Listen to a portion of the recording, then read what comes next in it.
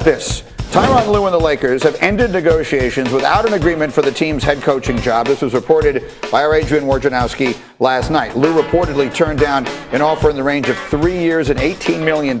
Sources say the Lakers also insisted that Jason Kidd would be Lue's assistant coach, and he didn't like the sound of that. And so this leaves us in sort of a completely crazy place. And let's bring Stephen A. Smith into this, who's live with us. And Steve, we anticipated we'd talk about the playoffs, and maybe we will.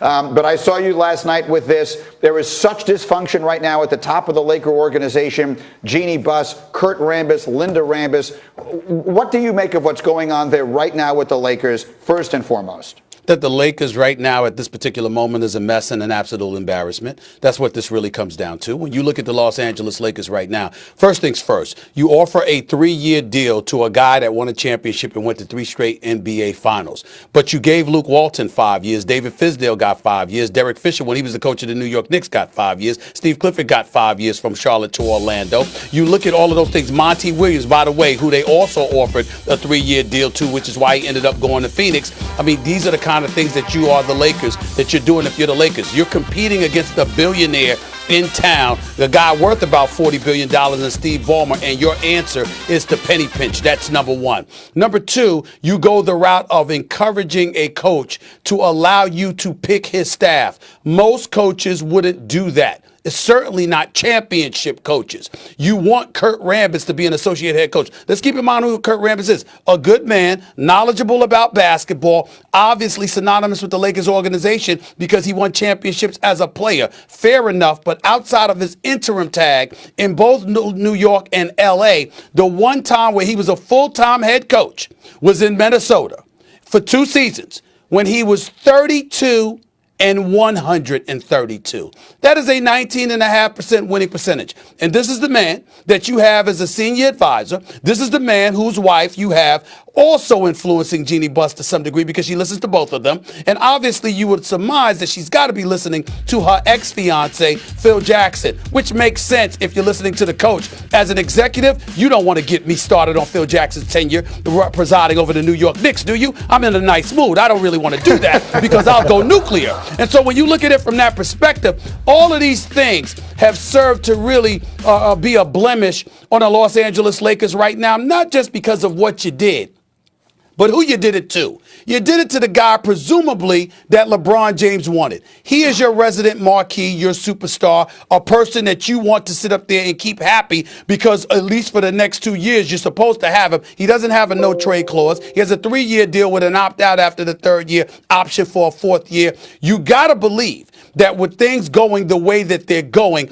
it's an absolute mess. I was told, and I don't know whether to believe it or not or anything like that, but LeBron James had been heavily going after Kawhi Leonard, so much so to the point where he had seen Kawhi Leonard recently in Philadelphia. I don't know whether that's true or not, but that's the scuttlebutt. If that's true, LeBron James did that with the presumption that it was a done deal with Tyronn Lue. So now that things is falling apart with him, who's to say that things are not going to fall apart with LeBron? And now LeBron might not want out to L.A. And that's only that part. The other part is you got folks in Hollywood, not basketball people, but folks in Hollywood who know the Busses that I've been told were encouraging Jeannie months ago to get rid of LeBron, to take that superstar that he is, and because of so much value that he would have, you know what, you ain't gonna win anyway, so just use him to get some assets to build for the future. It's an absolute mess. There's no functionality whatsoever. It's complete dysfunctionality at this particular moment in time. And it's well articulated by you in all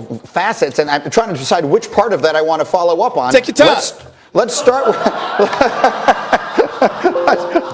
Let's start with LeBron. Do we have any idea what he's thinking as he is watching all of this unfold around him?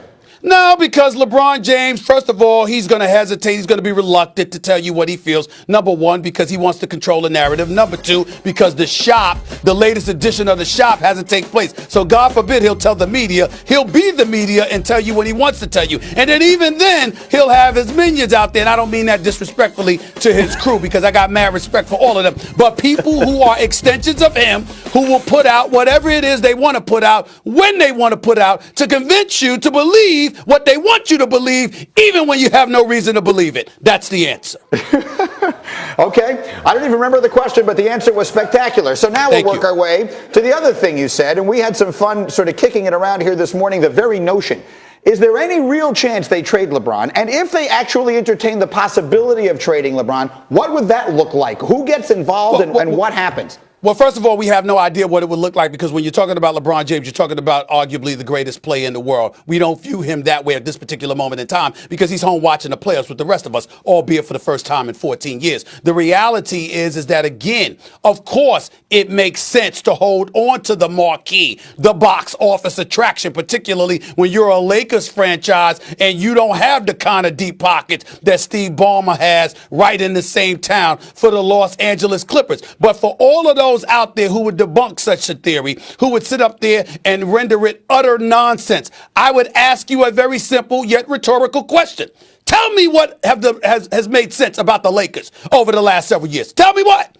Jim Buss, Mitch Kupchak era, not to say Mitch Kupchak because he's a respected executive, but the Jim Buss era, the dysfunctionality that raked through the franchise like a virus between Jim Buss and Jeannie Buss and what that relationship was like. Remember when they were trying to recruit marquee free agents? Nobody would even look at them because even when they showed up to Lakers facility, you had to meet with them separately because they didn't want to talk to one another. So you had that going on. Now Jim Buss is gone. Magic Johnson's coming in. He's the savior. Oh my God. Everything's going to be just great. And what happens? He quits on you. Doesn't even tell you that he's quitting. Doesn't tell LeBron James that he's quitting. That's what happened. Who's your GM? Rob Pelinka. What's his executive experience? He's an agent.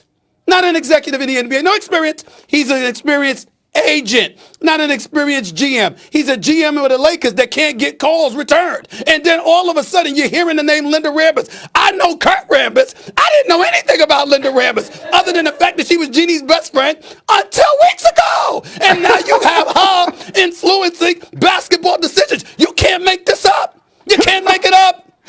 You just can't. By the way, in the 1 minute that I have left with you here, yes. Kevin Durant may have gotten seriously hurt in the playoff game last night, and it could completely reshape the playoffs. I'll ask you the question I've asked everyone today. If he does not come back in this series, do the Warriors still beat Houston? I would say no.